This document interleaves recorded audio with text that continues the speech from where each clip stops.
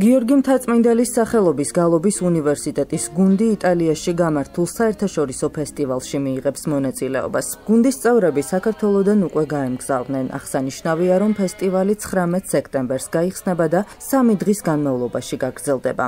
გალობის უნივერსიტეტის გუნდის წევრები ღონისძიებაზე სოლო კონცერტით წარდგებიან. ისინი საგალობლებსა და ქართულ ხალხურ სიმღერებს შეასრულებენ. გარდა ამისა, გალობის უნივერსიტეტის წარმომადგენლები ქართული ხალხური სიმღერისა და ცეკვის მასტერკლასებს ჩაატარებენ. შეგახსენებთ, რომ საერთაშორისო ფესტივალი იტალიის პატარა სოფელ სან პაოლო ალბანესეში ყოველწლიურად იმართება.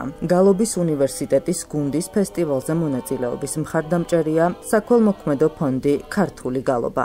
ვამზადებთ ნომრებს, რომ მივიღოთ მონაწილეობა ფესტივალში და იტალიელებს ვაჩვენოთ თუ რა საგანძური და დიდებული სიმღერები და გალობები გვაქვს ქართველებს. ვორქშოპებიც გვექნება, სადაც მათ გავუზიარებთ ჩვენს საფერხოლო ცეკვებს და სიმღერებს ვასწავლით. შესრულდება თითქმის ყველა კუთხის ფოლკლორული ნიმუში, ასევე საეკლესიო საგალობლებს შევასრულებთ, გელათის სკოლის და აღმოსავლეთ სკოლის საგალობლებს და შესრულდება ქალაქური ფოლკლორული სიმღერების პოპულიც.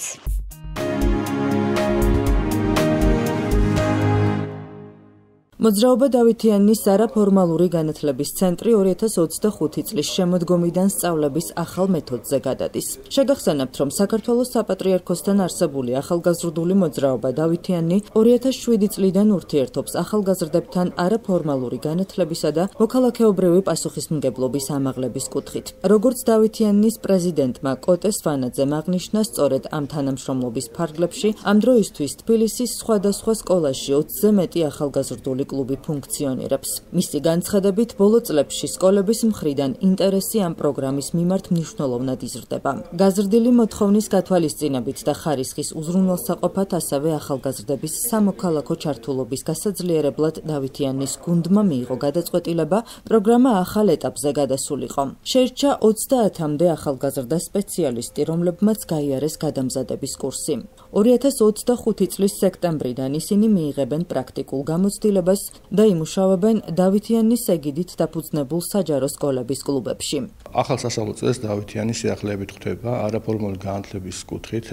დავითიანმა განერგა ლიდერთა გადამზადების პროგრამა, რომლის ფარგლებშიც ჩვენ ზაფხულში 30 ახალგაზრდა ლიდერი შევარჩიეთ, მათ გაიარეს თანატოლ განმანათლებელთა კურსი, ასევე ახალგაზრდული მუშაკის კომპეტენციები. ამის ფარგლებში ჩვენ მოგვიცა საშუალება უკვე დავითიანის პროგრამის დამთავრებული ახალგაზრდების ინტეგრაცია მოვახდინოთ სასწავლო პროგრამაში და მათი მიღებული ცოდნა კვალიფიკაციის გაზრდის კუთხით დაუბრუნოთ მათ თანატოლებს, რომლებიც უკვე შემდეგ ასაკობრივ კატეგორიაში ამოდიან.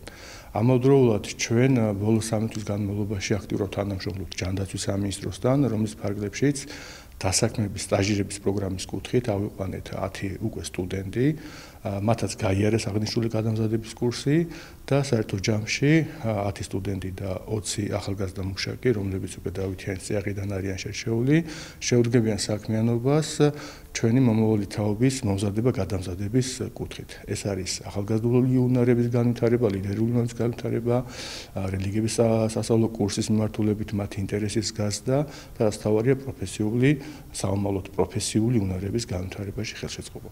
დავითიანი ამ კუთხით ცდილობს ყოველ წელს სიახლეები დანერგოს და ეს არის ფაქტიურად ჩვენი ამ 18 წლიანი გამოცდილების შედეგად ერთ-ერთი მნიშვნელოვანი ნაბიჯი, რომ დავნერგოთ უშუალოდ ჩვენს მიერ გამოცდილი ახალგაზრდების ხელით თანატოლ განმანათლებლების პრინციპით სასწავლო მოდულების განვითარება ლიდერთა კლუბებში, რომელიც 25 საჯარო სკოლის ფარგლებში მოქმედებს. მნიშვნელოვანია ახალგაზრდებს ჰქონდეთ საშუალება სამოქალაქო აქტივობებში ჩართვისა, რომელიც კარგისა და აპრობირებული საშუალება კლუბები, სწორედ დავითიანის ეგიდით შექმნილი ლიდერთა კლუბები საჯარო სკოლებში იძლევა იმის საშუალებას, რომ ძირითადად ბირთვმა, რომელიც დავითიანში გადის გადამზადებას, მათ კოორდინატორებთან ერთად, რომლებიც ასევე დავითიანის წარმომადგენლები არიან და ასევე მინდა ვთქვა, რომ ჩვენ მიმდინარე წლიდან უკვე გვყავს 25 სკოლაში პარტნიორი, სკოლის მხრიდან გამოყოფილი თანამშრომელი პედაგოგი, რომელიც ასევე უზრუნველყოფს ჩვენი პროგრამების ხარისხიან მართვას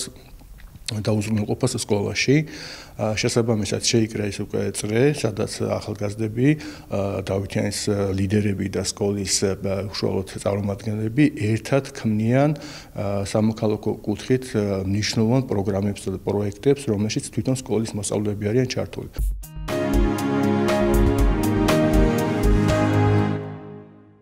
19 სექტემბერს თბილისის ოპერისა და ბალეტის თეატრში სიმფონიური მუსიკის კონცერტი გაიმართება. ამ ღონისძიებისთვის რეპეტიციები აქტიურად მიმდინარეობს. კონცერტზე აღჟღერდება ყველასათვის საყვარელი ნაწარმოებები. თბილისის ოპერის თეატრის ორკესტრი ვოლფგანგ ამადეუს მოცარტის მე-40 სიმფონიასა და ანტონინ დვორჟაკის მე-7 სიმფონიას შეასრულებს. სადირიჟორო პულტთან იქნება საერთაშორისო საოპერო ჯილდოს 2016 წლის გამარჯვებული ნომინაციაში საუკეთესო ახალგაზრდა დირიჟორი ჯაკომო საგრიპანტი. ის მსოფლიო მასშტაბით თავისი თაობის ერთ-ერთ ყველაზე საინტერესო ფიგურად არის მიჩნეული. ეს მისი მესამე ჩამოსვლაა საქართველოში. თბილისის ოპერის თეატრში მან პირველად 2019 წელს უდირიჟორა ვერდის დონ კარლოსის პრემიერას. სიმფონიური მუსიკის კონცერტი თბილისის ოპერისა და ბალეტის თეატრში 19 სექტემბერს 19 საათზე დაიწყება.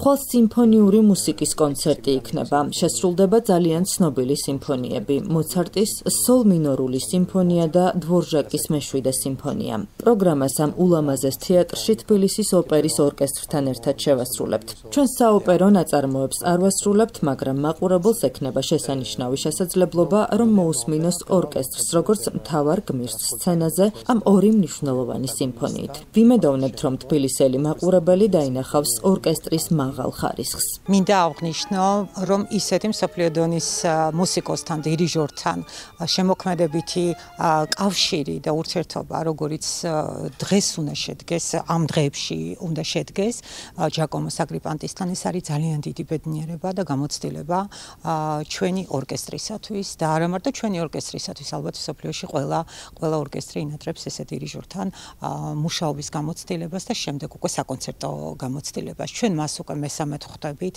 და ეს არის მართლა ძალიან დიდი მოლოდინები ყოველ ჯერზე მისი ჩამოსვლა, იმიტომ რომ შემოქმედებითად ასეთი შეხვედრებით, ასეთი შეხებები ნამდვილად გზრდის და განვითარებს როგორც ხელოვანებს და როგორც მუსიკოსებს.